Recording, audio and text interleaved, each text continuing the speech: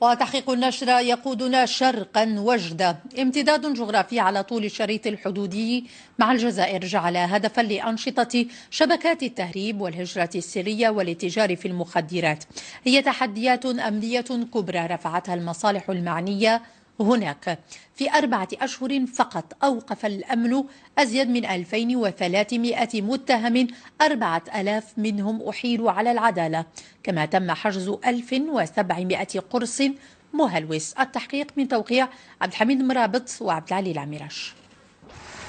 محاذاة مدينة وجدة للشريط الحدودي مع الجزائر يضاعف المخاطر الأمنية التي تتهدد عاصمة الشرق. ملاحظة بخصوص ترويج مادة البنزين المهرب.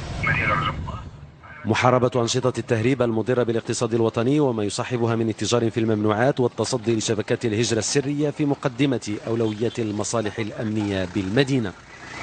المدينه ديال وجده والامتداد ديالها على واحد الشريط حدودي واحتمال التوافد ديال سواء الهجره السريه ولا الاتجار في المخدرات.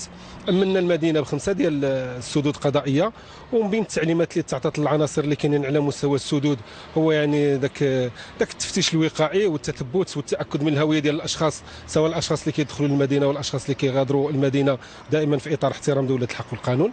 تكثيف المجهودات الأمنية للحفاظ على أرواح وممتلكات الساكنة والتصدي للظواهر المشينة تقود هنا مصالح الشرطة بحيث دمعافة إلى إحدى المقاهي تحتضن فضاء للألعاب يرتاده مدخن الشيشة.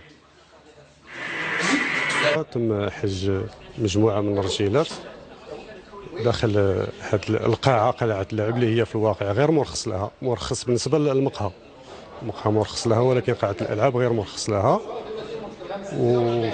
كيجمع هنا مجموعة من الشباب اللي شاهدتهم هنايا يرتادوا هذه القهوة في سرية بحيث يغلق الباب وتيزودهم بهذه النرجيلات.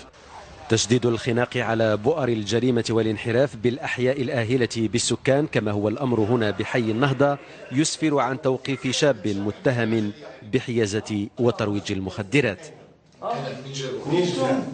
تم ضبط المعني بالأمر وبحوزته 3 قطاع، وبعد إجراء عملية تفتيش بداخل منزله أسفرت عن حجز كمية إجمالية تقدر ب 66 غرام، بالإضافة إلى مبلغ مالي مصدره مبيعات هذه المادة المحظورة والذي يقدر ب 785 درهم.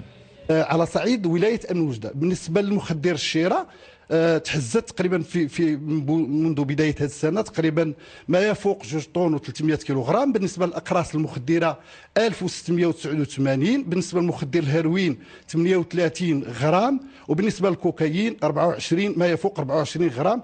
عدد الاشخاص اللي تحالوا على العداله في مجال التجاره في المخدرات ما يفوق 2008 شخص. المقاربة الأمنية الجديدة الهادفة إلى مكافحة مختلف أنواع الجريمة ترم توفير الأمن والطمأنينة للساكنة. اللي البنت ما تقدرش تخرج تخاف تشري غير شي حاجة ما كانش، الطوبيس هو التالي ما كاينش، 7 ونص ريال راه كاينة راه موجودة. مشي للسبيطار تلقى الناس مضروبين بزاف ديال الحوايج. ينبغي التركيز على أهمية تربية المواطن لتفادي الانحرافات والجرائم والرقي بمستوى المجتمع. هذا وبلغ عدد القضايا المنجزة منذ مطلع العام الجاري على مستوى منطقة أمن وجدة 3500 قضية في مختلف الجنايات والجنح، أحيل خلالها على العدالة 4000 مشتبه فيه، بينهم 2300 شخص كانوا من المبحوث عنهم.